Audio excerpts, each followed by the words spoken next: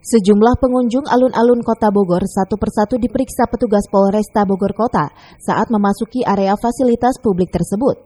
Mereka diwajibkan menunjukkan bukti telah melakukan vaksinasi booster melalui aplikasi Peduli Lindungi.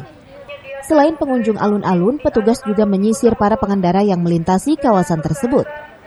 Aksi yang dilakukan jajaran kepolisian Polresta Bogor Kota bersama dengan Dinas Kesehatan Kota Bogor ini sebagai upaya pencegahan penyebaran COVID-19 yang kembali memperlihatkan tren peningkatan. Sementara di antara pengunjung ada pula warga lainnya yang mengaku sengaja datang ke sentra vaksin di lokasi tersebut, menyusul kebijakan pemerintah yang mewajibkan melakukan suntik vaksin dosis ketiga tersebut. Ini?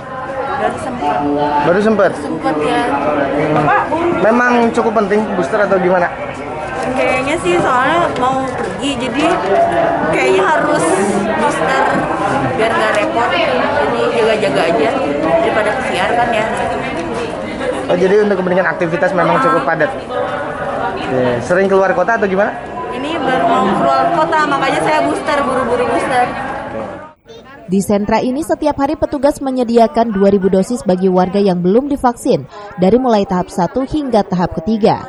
Hal ini disampaikan langsung Kapolda Jawa Barat Irjen Pol Suntana yang meninjau langsung pelaksanaan razia vaksin di alun-alun Kota Bogor.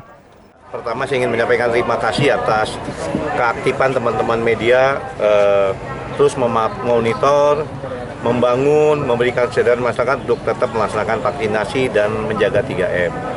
Kegiatan vaksinasi terus kita laksanakan karena vaksin COVID belum selesai. Angka kenaikan masyarakat yang terkena COVID seminggu ini mengalami kenaikan. Kita mudah-mudahan dengan menggencarkan vaksinasi khususnya booster ketiga, kita bisa meredam kenaikan kasus COVID di wilayah Kota Bogor. Saat ini capaian vaksinasi tahap ketiga di Kota Bogor baru mencapai 38,8%. Warga diminta partisipasinya untuk mengikuti vaksinasi agar COVID-19 tidak terus meningkat.